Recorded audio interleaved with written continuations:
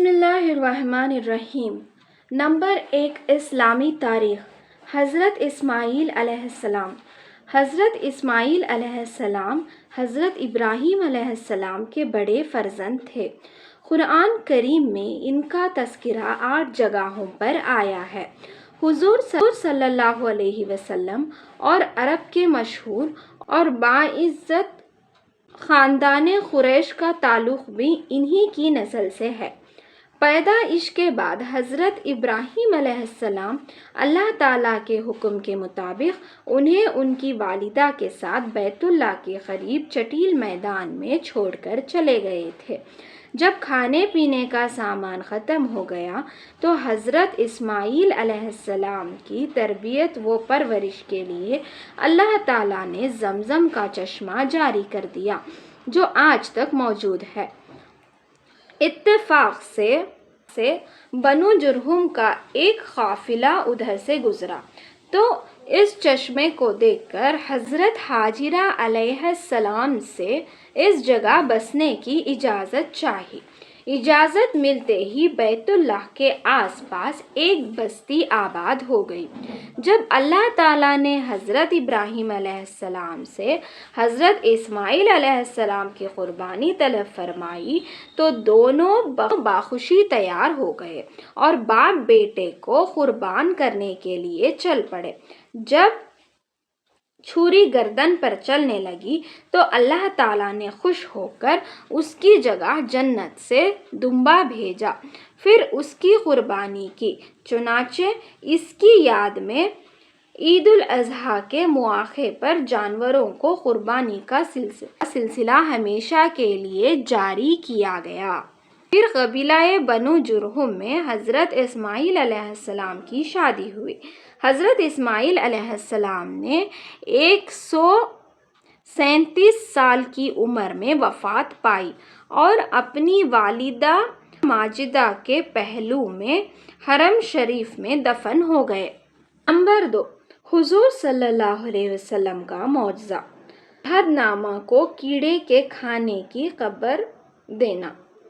جس وقت کفار قریش نے آپ صلی اللہ علیہ وسلم اور آپ صلی اللہ علیہ وسلم کے اصحاب رضی اللہ عنہم کا بائیکاٹ کر دیا تھا تو آپ صلی اللہ علیہ وسلم نے اس عہد نامے کے متعلق جس میں بائیکاٹ کی رفاعت تھی یہ خبر دی کہ اسے کیڑوں نے کھا لیا ہے اور اس میں صرف اللہ کے نام کو باقی چھوڑا ہے۔ لہٰذا یہ سن کر ابو طالب نے کفار قریش کو بطور چیلنج کے کہا، اگر میرے بھتیجے کی یہ بات غلط ہے تو میں ان کو تمہارے حوالے کر دوں گا۔ چنانچہ جب ان لوگوں نے اس عہد نامے کو دیکھا تو ویسے ہی پایا جیسا کہ خبر دی گئی تھی۔ نمبر 3، ایک فرض کے بارے میں، غسل کے لیے تیمم کرنا۔ قرآن میں اللہ تعالیٰ فرماتا ہے، اگر تم بیمار ہو جاؤ یا سفر میں ہو یا تم میں سے کوئی شخص اپنی طبعی ضرورت یعنی پیشاب پخانہ کر کے آیا ہو یا اپنی بیوی سے ملا ہو اور تم پانی کے استعمال پر طاقت نہ رکھتے ہو تو ایسی حالت میں تم پاک مٹی کا ارادہ کرو یعنی تیمم کر لو۔ خلاصہ، اگر کسی پر غسل فرض ہو جائے اور پانی استعمال کرنے کی طاقت نہ ہو تو ایسی صورت میں غسل کے لیے تیمم کر کے نماز پڑھنا فرض ہے، اور تیمم کا طریقہ یہ ہے کہ پہلے نیت کریں، پھر ایک مرتبہ دونوں ہاتھوں کو مٹی پر مار کر اپنے منہ پر پھیریں اور دوسری مرتبہ دونوں ہاتھوں کو مٹی پر مار کر کوہنیوں تک پھیر لیں۔ نمبر 4، ایک سنت کے بارے میں، خوشخبری سن کر دعا پڑھنا۔ رسول اللہ صلی اللہ علیہ وسلم جب کوئی خوشی کی بات دیکھتے تو یہ دعا پڑھتے، الحمدللہ الذی بنعمتہ تتم الصالحات۔ ترجمہ، تمام تعریف اللہ کے لیے ہے جس کی نعمتوں سے تمام اچھائیاں مکمل ہوتی ہیں۔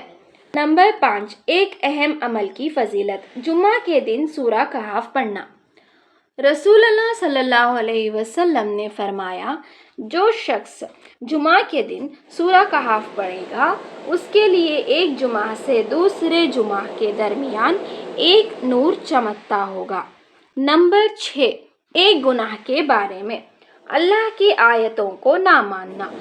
قرآن میں اللہ تعالیٰ فرماتا ہے، ہر اس جھوٹے گناہ گار کے لیے بڑی تباہی ہوگی جو اللہ کی آیتوں کو سنتا ہے جب وہ اس کے سامنے پڑھی جاتی ہے، پھر بھی وہ تکبر کرتا ہوا اپنے کفر پر اسی طرح اڑا رہتا ہے گویا اس نے ان آیتوں کو سنا ہی نہیں۔ تو آپ ایسے شخص کو دردناک عذاب کی خبر سنا دیجیے۔ نمبر 7، دنیا کے بارے میں جو کچھ خرچ کرنا ہے دنیا ہی میں کر لو۔ قرآن میں اللہ تعالیٰ فرماتا ہے، ہم نے تم کو جو کچھ دیا ہے اس میں سے خرچ کرو، اس سے پہلے کہ تم میں سے کسی کو موت آ جائے اور پھر موت کو دیکھ کر کہنے لگے کہ اے میرے رب، تو نے مجھ کو